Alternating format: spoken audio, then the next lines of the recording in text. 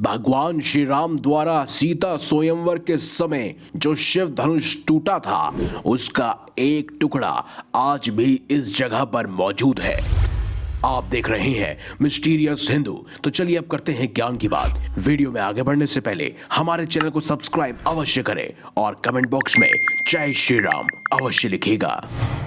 लगभग 500 साल के कड़े इंतजार के बाद आखिरकार श्री राम अपनी नगरी वापस लौट रहे हैं और राम लल्ला के आने की खुशी में पूरे देश में दिवाली का माहौल बना हुआ है।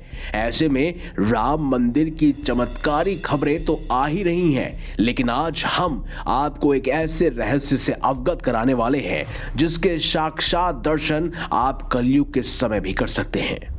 हम बात कर रहे हैं सीता स्वयंवर के समय के उस क्षण की जहां प्रभु श्री राम ने शिव धनुष को उठाया, उस पर प्रत्यंचा चढ़ाई और उसके बाद जब शिव धनुष टूट गया तो सीता स्वयंवर में उन्होंने अपनी जीत को दर्ज किया। लेकिन आपको पता है कि जब राम जी ने शिव धनुष को तोड़ा था तब उसके 3 हिस्से हुए थे।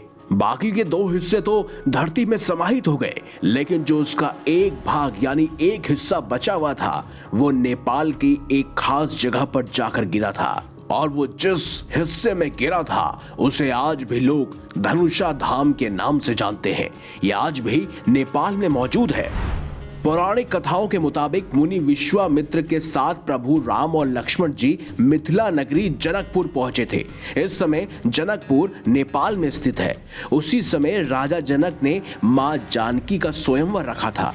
तब राजा जनक ने विश्वामित्र को सीता स्वयंवर में आने का निमंत्रण भी दिया था। तब मुनि विश्वामित्र अपने साथ दोनों अयोध्या राजकुमारों को लेकर राजा जनक के दरबार में जा पहुंचे। वहां कई बड़े बड़े और शक्तिशाली राजा पहले से ही मौजूद थे। राजा जनक ने इस स्वयंवर की शर्त रखी थी कि कोई भी शिव धनुष पर अगर प्रत्यंचा चढ़ा देगा तो उसी समय माता सीता का विवाह उनसे हो जाएगा। लेकिन वहां मौजूद कोई राजा उस धनुष को हिला तक नहीं सका। तब प्रभु श्री राम ने शिव धनुष पर प्रत्यंचा चढ़ा दी और जनक नंदिनी को अपनी अर्धांगिनी बना लिया। कहते हैं कि प्रत्यंचा चढ़ाने के दौरान शिव धनुष टूट गया, जिसका एक हिस्सा नेपाल के धनुषा में जा गिरा था। इसी धनुष के टुकड़े के गिरने के कारण इस जगह का नाम धनुषा पड़ा, जिसे अब लोग धनुषा धाम के नाम से जानते हैं।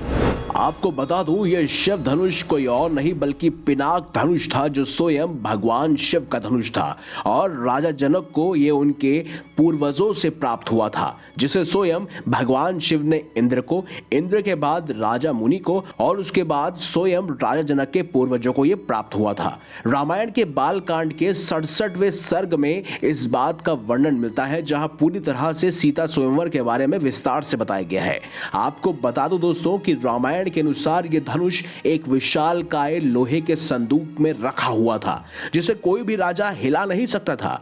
इस संदूक में 8 बड़े बड़े पहिए लगे हुए थे। उसे 5000 मनुष्य किसी तरह ठेल कर लेके आए थे। इस धनुष का नाम पिनाक धनुष था। आप इससे समझ ही सकते हैं कि उस समय वो धनुष कितना ज्यादा भारी था। और जब भगवान श्री राम ने इस धनुष को तोड़ा था तो इस बारे में भी रामचरितमानस में एक खास पंक्ति दोहा लिखा हुआ है। लेत चढ़ावत खेचत गाड़े, काहू न लखा देख सब उठाड़े, ते ही छन्न राम मध्य धनु तोरा, भरे भुवन धूनी घोर कटोरा।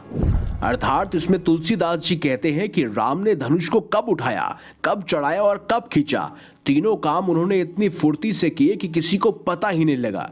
सबने राम को सिर्फ धनुष खींचते खड़े देखा और उसी क्षण राम ने धनुष को बीच में से तोड़ डाला, जिसका तीसरा हिस्सा धनुषा धाम में जा पहुंचा। धार्मिक मान्यताओं के मुताबिक जब श्री राम ने शिव धनुष को तोड़ा था तो उसका एक टुकड़ा आकाश में और दूसरा टुकड़ा पाताल में और तीसरा टुकड़ा धरा पर गिरा था। वो जो तीसरा टुकड़ा धरा पे गिरा था वही धनुषा धाम के नाम से विख्यात है। धनुषा धाम में आज भी भगवान शिव जी के पिनाक धनुष के अवशेष की विधि विधान से पूजा की जाती है। वहीं कहा जाता है कि मकर संक्रांति के दिन धनुषा धाम में मेले का भी आयोजन किया जाता है। और अगर आप आज भी नेपाल में धनुषा धाम में जाएंगे तो वहां पर आपको अवश्य ही भगवान शिव के पिनाक धनुष के उस अंश को देखने को मिलेगा जो उस समय भगवान श्री राम के हाथ से छिटक कर गिर पड़ा था। तो कभी भी आपको नेपाल जाने का अवसर मिले तो धनुषा धाम में अवश्य जाइएगा। और 22 जनवरी 2024 को भगवान राम लल्ला की जल्द ही प्राण प्रतिष्ठा होने वाली है, तो उस अवसर को भी जरूर देखिएगा। अगर आपको हमारी ये खास जानकारी, ये वीडियो अच्छी लगी है तो इसे लाइक कीजिए, हमारे चैनल को सब्सक्राइब कीजिए और ज्यादा से ज्यादा शेयर भी कीजिए। साथ ही कमेंट बॉक्स में जय श्री राम अवश्य लिखिएगा। तो मिलेंगे अगली बार एक नई खास वीडियो के साथ। तब तक के लिए देखते रहिए संपूर्ण ज्ञान का केंद्र बिंदु मिस्टीरियस हिंदू।